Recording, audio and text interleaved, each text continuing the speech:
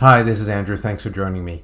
This video is the fourth in the Python series. If you want to watch the first three, you can go back and look at those. Right now, we're going to get started and talk about one of the really useful things or really powerful things that a programming language can do, and in this case, Python, and that's really compare things.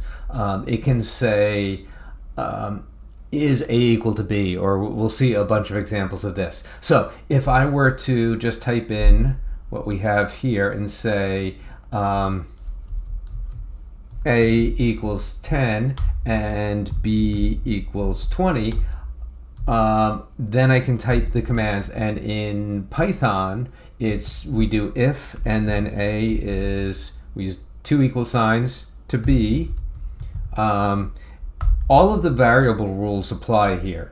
A needs to be match this, B needs to be match this, case sensitive, all that stuff. So if A is equal to B, and I do the tab, and if you think about where we've seen that before, where there's a colon and an indentation, we just did the for loop, and this is another thing that's similar to that. So I can say if A is equal to B, print out something. So in this case, we're going to print, and we're going to say A is equal to B. And now what this does is it says if A is equal to B, we're going to print out A is equal to B. Now obviously we know it's not equal to B, but we can experiment with different cases in this program and change things and see and make sure the logic of the if and, in this case, else statements apply. So what I'm going to do now is use the else. So this is saying if A is equal to B, do this. Otherwise, if any other case exists, do something else. And it's a narrow list of possibilities right here. It is print A is not equal to B. So now if I run this, A is not equal to B. Now if I go up here and change this so it's 20 and 20 and run it again, I will get A is equal to B. So A is equal to B the first time I ran it, A is not equal to B. Now you might think that's not all that useful, and in this case, we're just learning it, so it really isn't that useful. But it's getting started with this concept, and we'll see much more useful applications later on. So at right is a slight modification. So here, instead of if A is equal to B, we can say if A is equal to 20. So we can compare two variables. We can compare a number to a variable. So I'll just change this, and A is not equal to 20. And if I run this right now, it will say A is equal to 20. If I change this so it's not, I'll change it back to 10. A is not equal to 20. And just so you recognize, we're creating B in this program and not using it at all. So a couple of things to make note.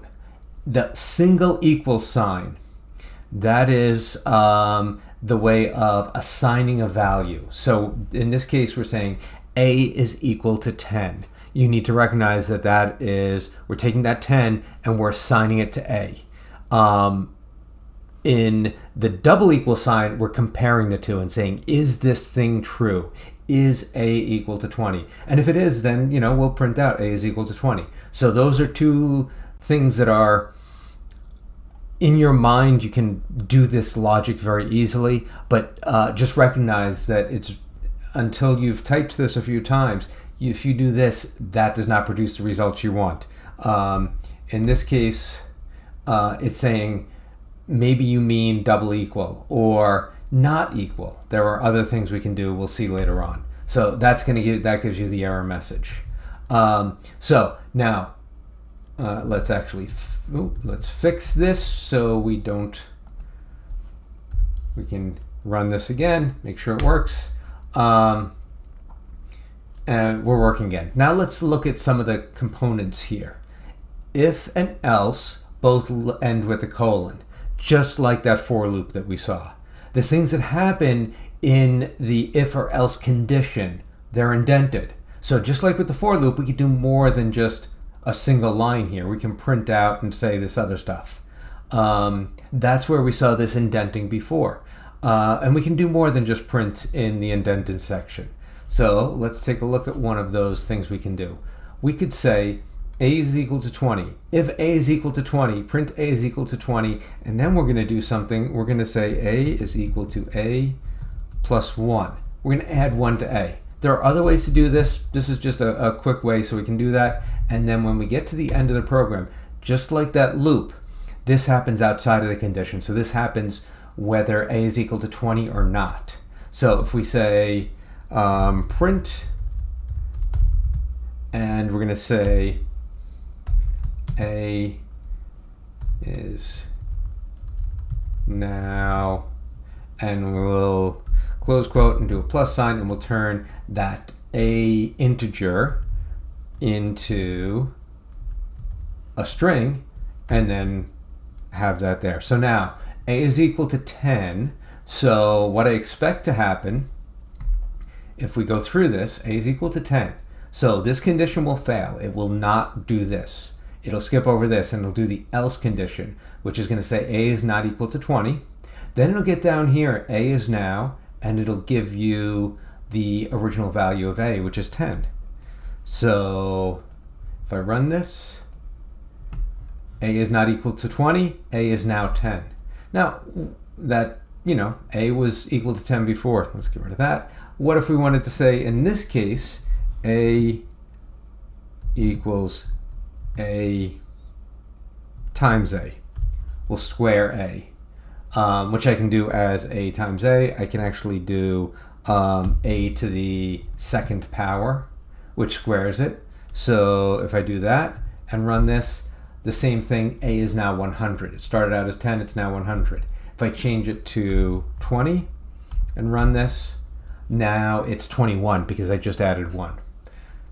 Why would you do that? I don't know. There's no real reason. It's just showing you what's happening, and so you can follow the logic of the program.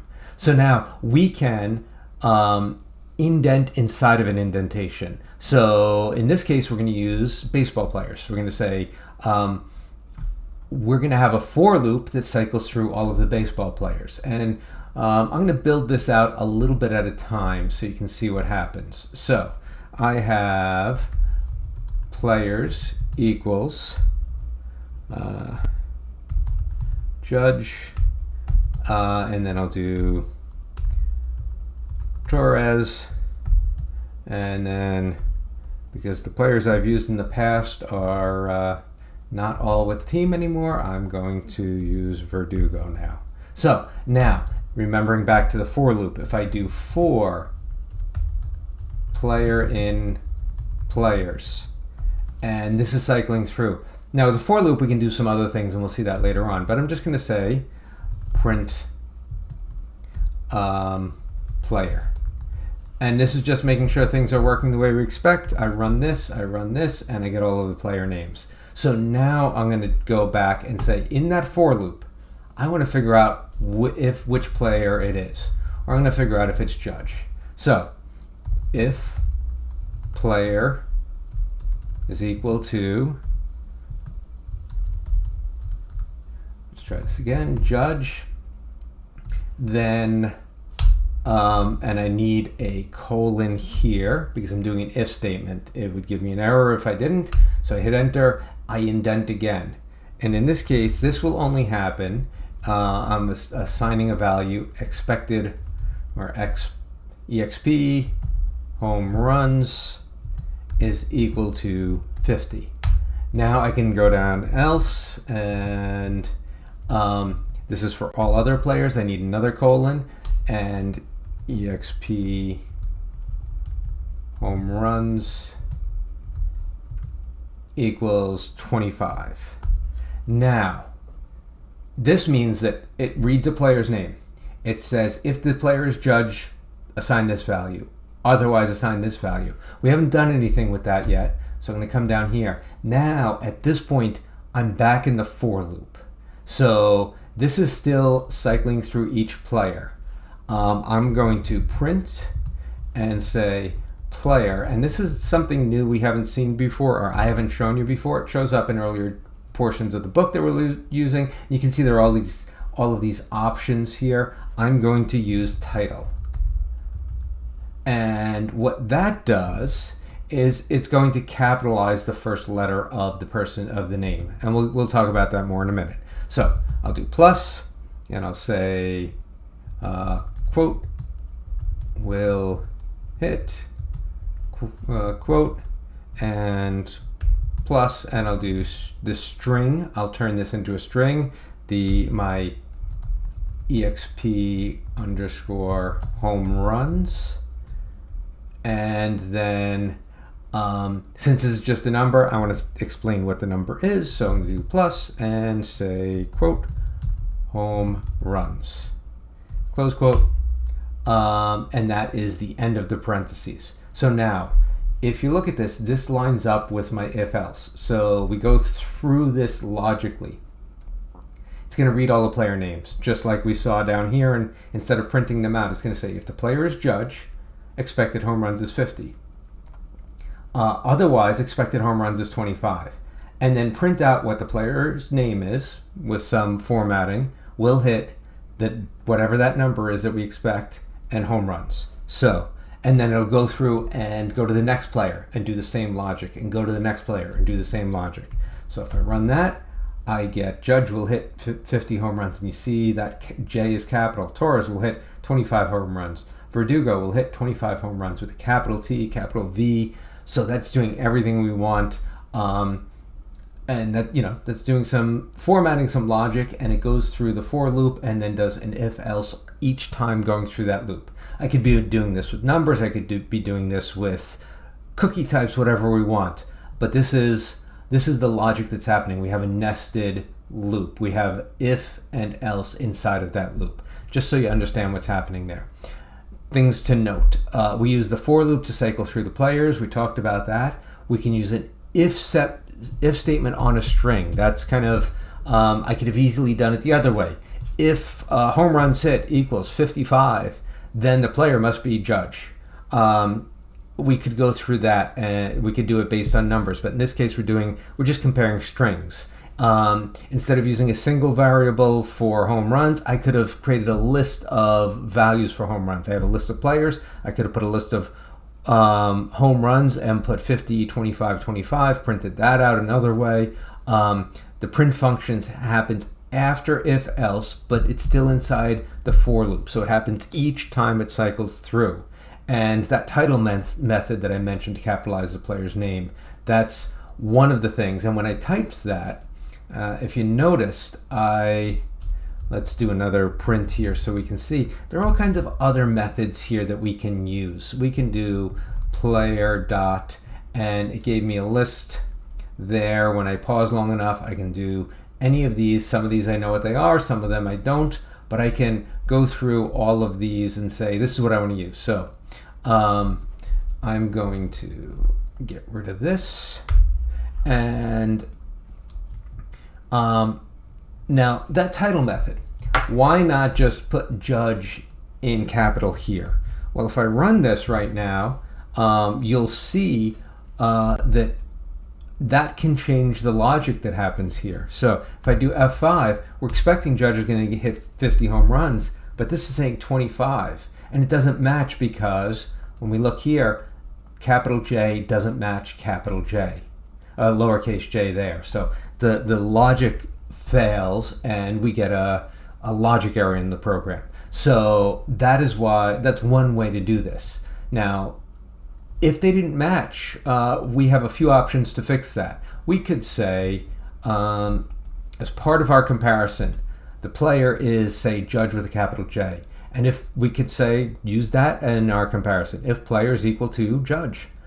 But we could also say if player, and we can use lowercase and turn all of the letters into lowercase. Or we can use uppercase and do our comparison based on uppercase. So we can massage the whatever's coming in to fit whatever our comparison is. And the reason we might want to do that is we might not have control over the input. It might be someone else typed it in. It might be a user typed it in a field. We might need to do something with it. It might be they typed Judge all lowercase or Judge uppercase. We might need to manipulate it, so we need to figure out what the best way is based on where that data is coming from. So that's everything we want to talk about there. But now, what if we say we add a player here, and I say Soto, and we say, you know what, he's going to hit 50 home runs also. So I want to say if player is Judge or player is equal to Soto, or player is equal to Soto.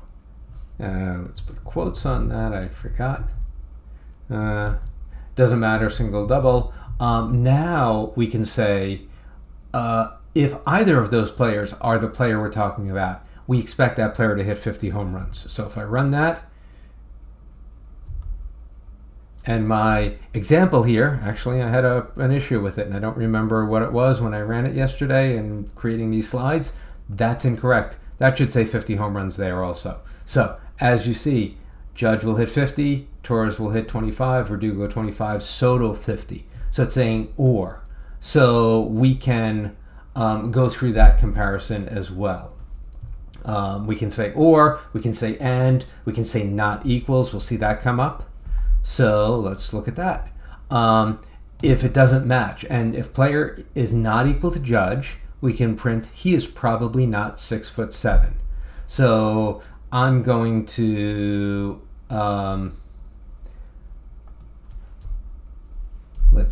if player is, let's just use this and completely modify it. Instead of a single equal sign, we'll do a not equal sign.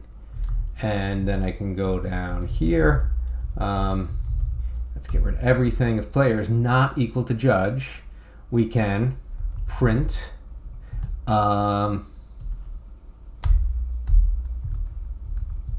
he's probably not 6'7". And you know, the logic behind that is not many people are, and he's one of them that is, so there you go. Now, if you notice, I did not put and easy error to make. I didn't do that, which means I didn't indent. So now when I indent, I can bring that back, and now we should be in better shape. And I didn't put an else statement in there. So basically what happens here is it goes through, it sees Judge. It says if player is not Judge, he's probably not 6'7". And you know, I could, the logic there makes sense, but what as a result, it's not clear what the answer is, because we get 3 answers of he's probably not 6'7". That's the 3 players who are not listed as Judge. If I wanted to put the player, and I'll do plus, let's do this quote, player, I'll do that. And that kind of will clarify the result. Torres is probably not 6'7". Verdugo is probably not 6'7". Soto is probably not 6'7". And we have no case that applies to Judge, because we say if it's not Judge. We don't have an else statement. We don't have anything to say if player is Judge. And that can happen too. We have a situation where it's just one single entry, and that's how everything is, one single case that we're trying to compare to. So as we move forward, we have a lab that we're going to try to put together. And using the following list of players, and the players are who, what, I don't know, and why, and because. And we're going to say in Python, the length of the player, and that's going to be the length of their name, will produce the number of letters in the name. If the length of the player's name is 3 letters, he will hit 15 home runs. Otherwise, he will hit the square of the number of letters in his name. It's logic that makes no sense at all, but you're going to look at this and say, hey, this is, now this is what I have to do. And sometimes you have to figure that out and figure out how to do it. So we'll start with a for loop, just for loop through all of these player names. Then we're going to figure out what to do with each of those situations. So, and you don't have to submit anything. This was a lab I used in class, so there you go. So let's clear this out. I'll leave players there because we're going to use player names. And who,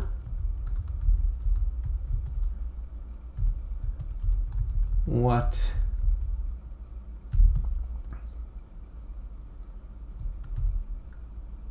And I'm going to use all lowercase, I don't know. And now you notice here, that caused a problem.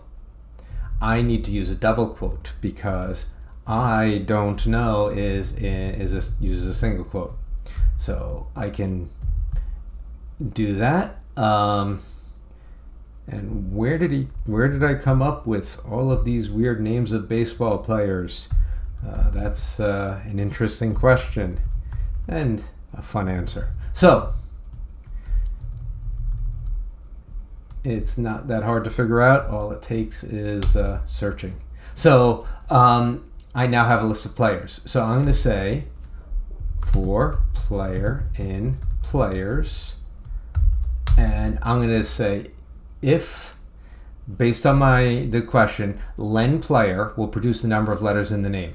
So if len player, and what I want to do here, if the length of the player name is 3 letters, then he will hit 15 home runs.